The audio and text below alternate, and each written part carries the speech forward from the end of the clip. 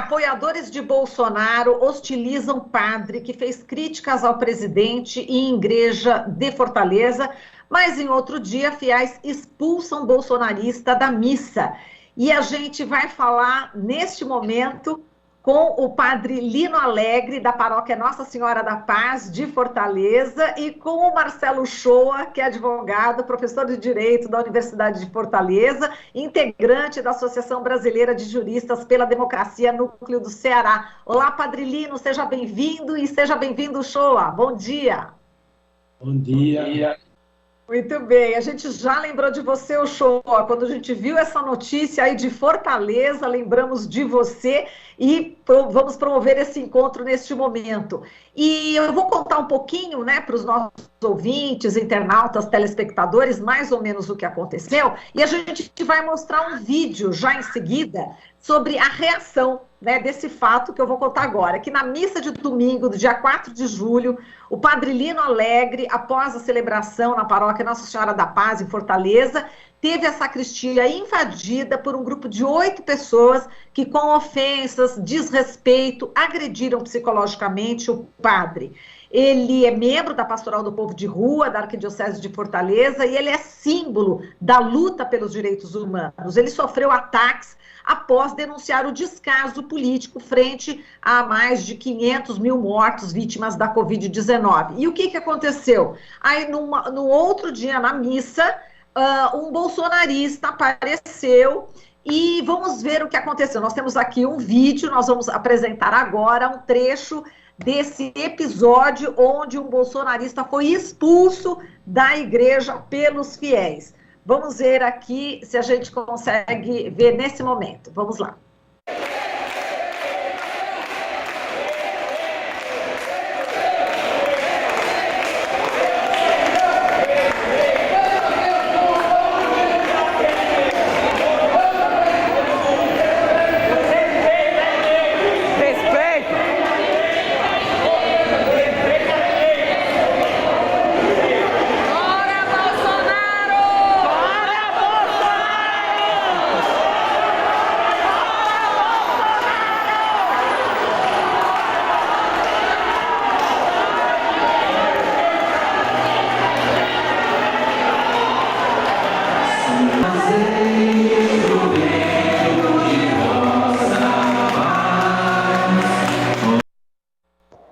Portanto, está aí um trecho desse episódio e a gente vai pedir exatamente para o padre Lino Alegre, né, da paróquia Nossa Senhora da Paz, aí em Fortaleza, para contar exatamente, inicialmente, como é que foi essa agressão psicológica, enfim, como é que se deu essa entrada aí dessas pessoas na sacristia para criticá-lo, padre Lino, conta para a gente. Depois da celebração, né, na sacristia, entraram 6, 7, 8 pessoas, me parece que 8 por aí, né? E aos berros, né? Não foi para conversar, para dialogar. E logo me agredindo, dizendo que aquilo que eu falei não corresponde àquilo que a igreja deve fazer, que eu cometi 2 pecados, um, porque julguei, e naturalmente julguei o presidente, e segundo, porque eu comunguei depois, né? E começaram a gritar aí que eu deveria voltar para a minha Itália, eu sou italiano de nascimento, porque aqui nós não precisamos. E depois que o presidente é um homem honesto, que ele é um bom cristão, e só que não deixavam a gente responder, né? Porque aí eu tentei até dizer, bom, vamos conversar um pouco. Aí, neste momento, na sacristia tinham algumas pessoas também, ministro da Eucaristia, que praticamente se colocaram entre eu e este grupinho para dizer, agora vocês falaram, por favor, podem sair, né? E eu até insistindo com eles, não, deixa eles falarem que a gente vai responder com calma, né? Mas então era sempre isso, o presidente é um homem honesto, o presidente é bom, você é petista, você é comunista, e o presidente é um bom cristão, né? E assim, praticamente foi nessa, mas tudo gritando, não foi possível conversar, digamos, né? Então, Depois, os ministros da Eucaristia conseguiram fazer com que o pessoal saísse, e para mim foi tudo normal, né? Entre parênteses, eu quero dizer que nesta mesma paróquia, de 2 anos para cá, praticamente de quando o Bolsonaro ganhou as eleições, eu fui interrompido na missa 4 vezes. Esta foi a 4ª vez. Claro, uma vez foi diretamente na igreja, né? Uma pessoa se aproximou do altar e começou a falar ao povo, dizendo que não era para escutar este padre, nem a CNBB, porque eu tinha lido uma carta da CNBB, né? E tal. Outra vez, sempre na sacristia, que eu estava desvirtuando o ensinamento da Igreja Católica, né? E me questionado, mas você também, então, é a favor do aborto? Eu não tinha falado de aborto, coisa nenhuma, durante a missa. Se o senhor é a favor do aborto, o senhor é a favor... A Igreja diz também que, em caso de necessidade, a gente pode matar as pessoas por legítima defesa, e assim por diante, estas conversas assim. Então, esta 4ª vez, talvez foi um pouco a mais, eu diria, se pode usar o termo, né, mais violenta, né, de agressividade pelo tom de voz, né, pelo tom de voz. Né. E aí terminou, digamos assim, né. No domingo seguinte, que foi este domingo passado, dia 11, o padre da paróquia, o pároco, pensou por bem fazer uma celebração com outros padres, celebrando, tipo de desagravo, digamos assim, não é? Mas eu não estava presente porque eu tinha marcado uma missa em uma outra comunidade, eu fui na missa da outra comunidade, e depois eu também soube, né, que o que aconteceu, também porque nesta missa estava presente também meu irmão, que é o padre Hermano, que é padre também, estava celebrando junto com os outros, e também depois pelas redes sociais, os vídeos, né, eu também vi tudo, eu acompanhei e tudo mais. Mas, então, se criou esta situação, um pouco de conflito. É bom dizer que a pessoa que aparece no vídeo aí, que vocês mostraram, é um coronel reformado, né? Isto já diz tudo, me parece. É um coronel reformado e tinha algumas pessoas que eram a favor, algumas pessoas enquanto isto saíram da igreja, mas outras ficaram, a maioria ficou, né? Então se criou esta situação muito desagradável, digamos assim, e agora, no próximo domingo, eu vou celebrar às 8 horas, no mesmo local aí, né? Tranquilo, e eu espero que não aconteça mais nada, não sei.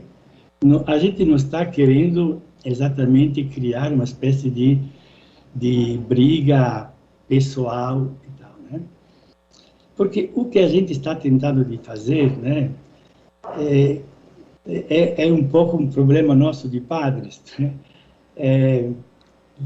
Eu aprendi aqui no Brasil mesmo, eu estou aqui no Brasil desde 1970, e em Fortaleza desde 1991.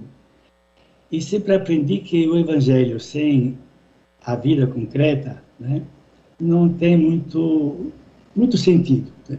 Ou o Evangelho ajuda a nossa vida, ou senão é uma doutrina ou uma ideologia como outras, né, que tem boas também. Mas o Evangelho mexe na vida para que nós mudemos a vida. Então, aquele negócio de fé e vida é sempre... Então, nas pregações, não é que toda pregação eu falo de Bolsonaro, não é nada disso. Mas a gente faz referência às situações que estamos vivendo, né? Então, como cristãos, diante da palavra de Deus que diz isto, na missa de hoje, o que é que nós, ou como é que é a nossa atitude, né? Onde é que nós devemos mudar? Mais ou menos, porque isto eu aprendi na caminhada da igreja aqui no Brasil, né? De não desligar a fé com a vida, né?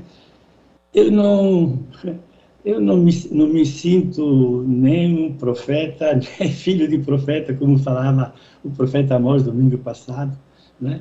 Não me sinto nada disso. Eu tento, dentro da minha capacidade e possibilidade, de fazer esta ligação fé e vida. Porque o Evangelho tem que mudar a vida da gente, a minha em primeiro lugar, não estou querendo me dizer que o padre é que sabe tudo, que sempre é perfeito. Não é nada disso. Porque aquilo que eu digo quando, digamos assim, faço minhas homilias, eu faço para mim mesmo primeiro. Não é que eu me desligo dos restos dos mortais, quase que me sentindo já o fiel seguidor do Evangelho. Pelo contrário, a palavra que chama a conversão é dirigida, em primeiro lugar, àqueles que anunciam esta palavra, né?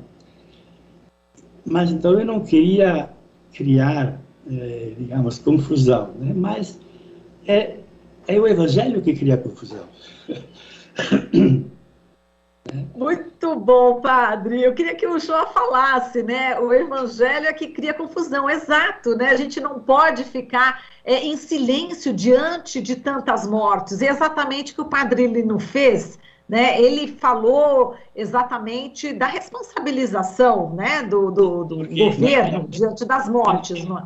Porque na pregação de domingo atrasado, eu falei exatamente bem como é que se pode dizer cristão se a gente, diante de mais de 500 mil mortos, em que a gente sabe de quem é a responsabilidade, uma grande parte de responsabilidade, né? Então, exato. O Shoa, você estava dizendo que o padre Lino Alegre é realmente uma pessoa das mais importantes aí de Fortaleza, não é isso? Aí do Ceará. Bondade dele. Não, não é não, padre Lino. O senhor sabe disso. O povo cearense tem absoluta consciência de que isso é verdade.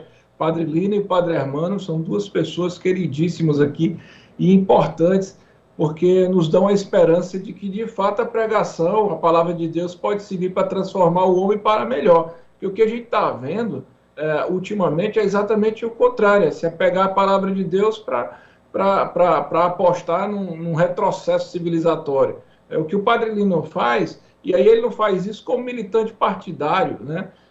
Ou por opções de partido A ou B, ele faz o que ele acabou de dizer, é o evangelho como algo revolucionário para transformar o homem, mas uma opção pelos pobres, que afinal de contas foi o que Jesus pregou, né? O que a palavra de Deus prega. Então, assim, o padre Lino tem, só aqui no estado do Ceará, mais de 30 anos de dedicação na pastoral do menor, na pastoral do povo da rua, na coordenação das pastorais. É um trabalho extraordinário de intercessão pelos segmentos sociais mais vulneráveis a vida toda. O padre Lino já é reconhecido como essa figura que aglutina a bem-querença entre as pessoas há muitos anos.